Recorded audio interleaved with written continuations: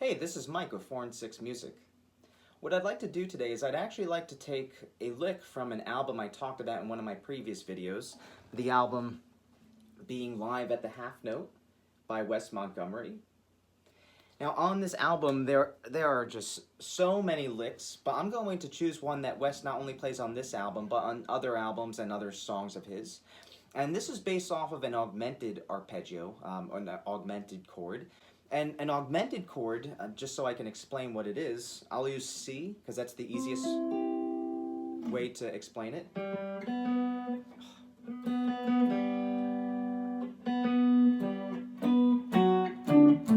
I'll use C, so that's easier to explain it. So what we're going to do for a C major chord, so we'll think it major first, we have our C, E, G, Do, Mi, So.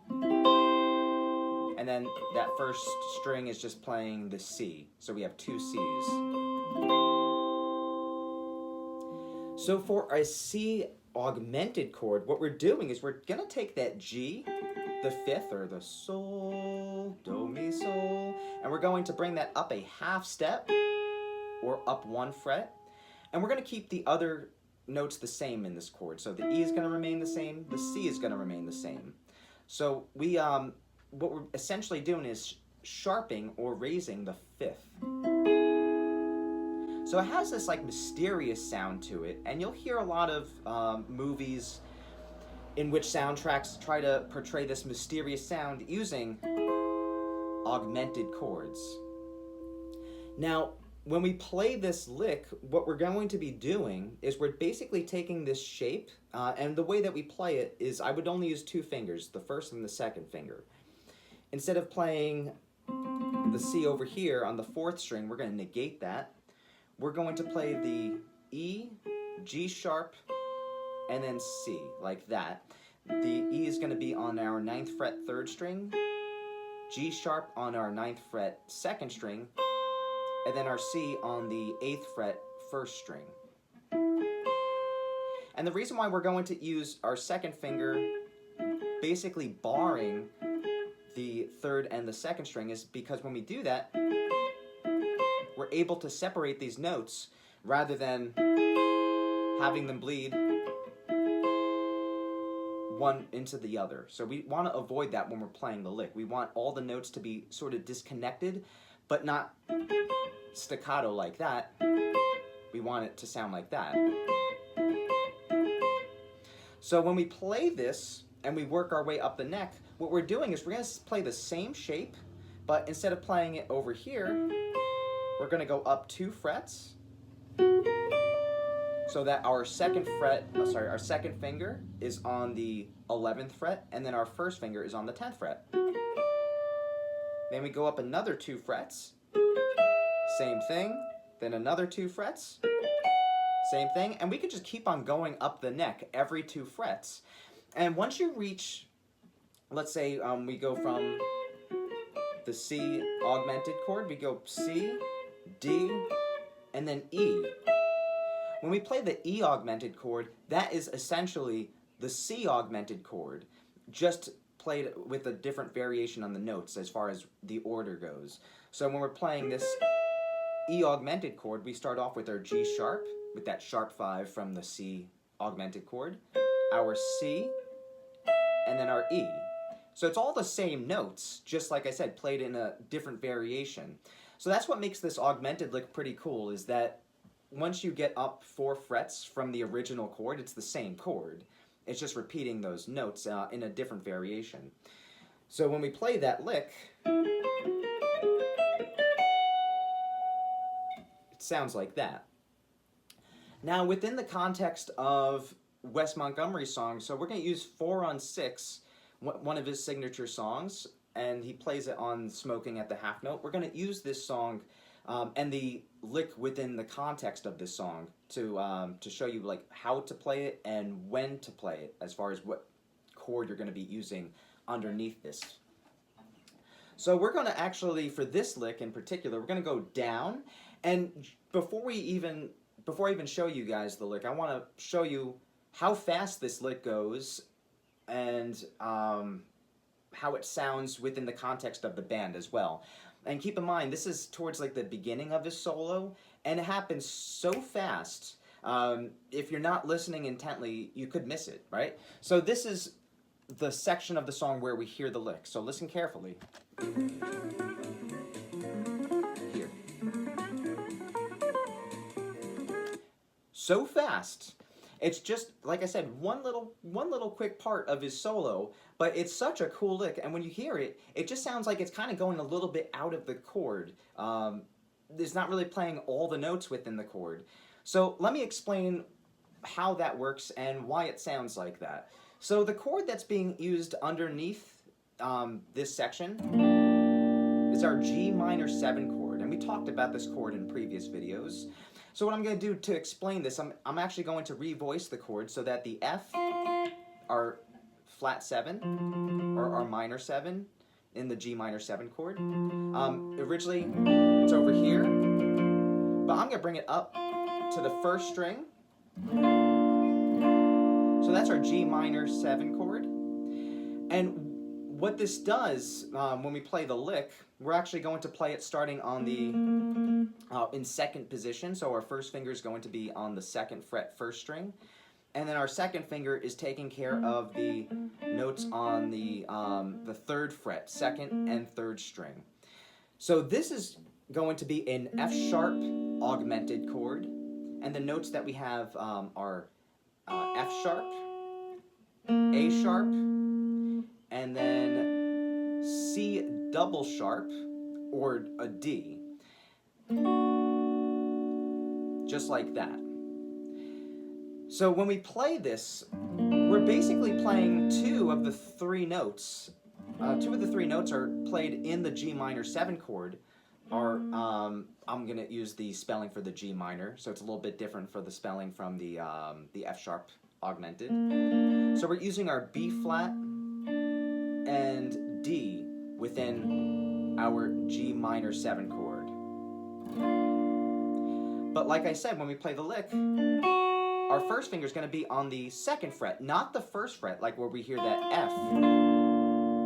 So let's say we play the chord, but this time we're going to take the F and we're going to raise it up 1 fret. So our first finger is going to be on the 2nd fret. It's going to be playing our F sharp. That's the chord that we're pretty much highlighting with this lick. And that chord is called a G minor major 7, which sounds confusing, but what it is, it's a minor triad. Again, a triad would be a 3-note chord, so that's going to be G, B flat, D. Those are 3 notes. And then we're going to add our major 7 from the G, our F sharp. So that's the chord, and when we play this lick, it's working the same way that I mentioned earlier. We're going to be going up every 2 frets, playing the same exact shape. We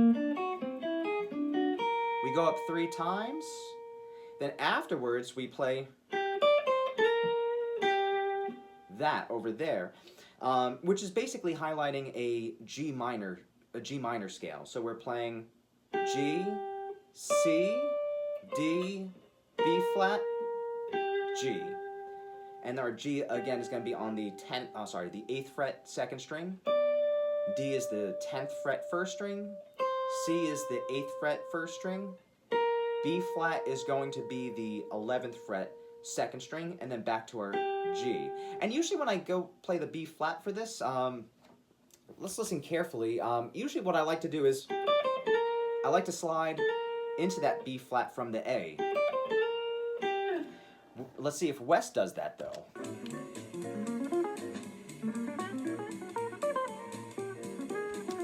Now, let's say it's difficult for you to hear that when you're learning by ear. If you're using YouTube, what you can do is you could slow down the playback speed, which is usually what I'll do with students whenever they're learning a song by ear. If they're having difficulty picking up on whatever it is that's being played because it's very fast, if I bring it to 0.90 of the playback speed, this is what that part will sound like.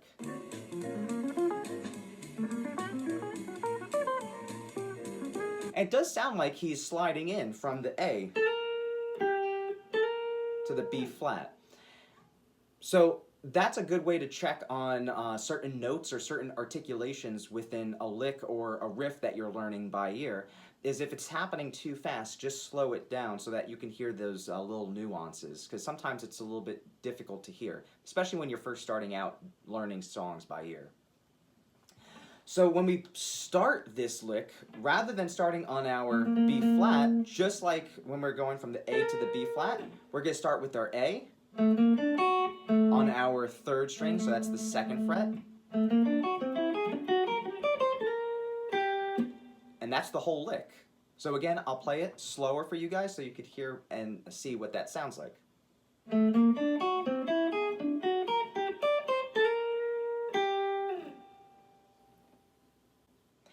And that's the lick that is found on 4 on 6 by Wes Montgomery. Again, on the Live at the Half Note version. If you listen to the studio version of 4 on 6, it's not going to have that lick on there. Again, when you're listening to live jazz albums, the musicians are going to be playing some different solos compared to what you hear in the studio, because all these solos are improvised. And yeah, you'll hear certain ideas that are repeated from one solo to the next, whether it's on the same date or whether it's a different date, like it's a different gig. Because, you know, when you're learning licks, you're not just going to be using them once and then throwing them away. You'll use them within different solos. Now, why learn these licks? Why learn licks by ear? Well, what you can do is you can start to incorporate these licks into your own solo playing, especially when you're improvising. So let's say we take a backing track in G minor. So we're going to be playing over a G minor blues, and I'm going to be improvising. I'm going to throw in that lick that we just played, just so you could see how I would incorporate that into an improvised solo.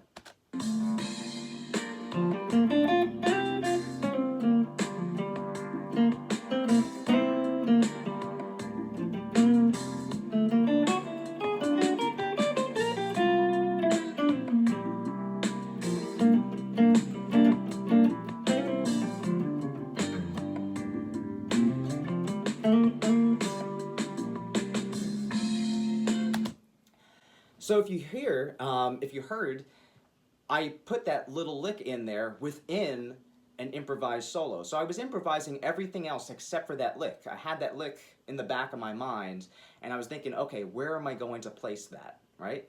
So that's pretty much how you would use licks that you learn by ear within, not just within the jazz genre, but also within other types of music as well, which is why it's extremely beneficial for you guys to open and expand your horizon as far as what you're listening to, because you'll get ideas that you can incorporate, and not just in one genre, but in multiple genres. So I can use that within other types of genres if I want to. I mean, I would think that would sound pretty cool within the metal genre, but that would be a lick that I picked up from a jazz album, from a jazz musician.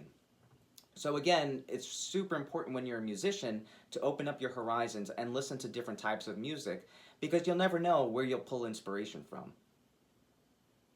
Alright, so I hope you guys enjoyed that video. I hope that was informative. Please, if you would like to book a lesson, a one-on-one lesson, you can fill out the booking form in the description box. I will get back to you within 24 hours. And I hope you guys enjoyed the video. Rock and roll.